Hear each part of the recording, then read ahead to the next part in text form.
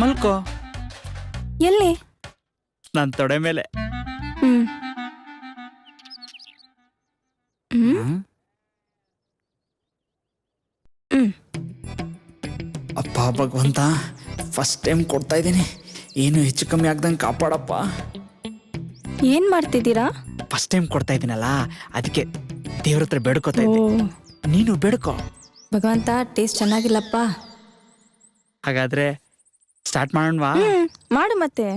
ಹಾಗಾದ್ರೆ ಕಣ್ಮುಚ್ಚು, ಬಾಯ್ ತೆಗಿ. ಆ ಅಷ್ಟೊಂದಲ್ಲ, ಹ್ಮ್ ಸ್ವಲ್ಪ ತೆಗಿ. ಓ ಅಯ್ಯೋ ಪಾಪ, ಇವಳಿಗೂ ಏನೂ ಗೊತ್ತಿಲ್ಲ ಅನ್ಸುತ್ತೆ.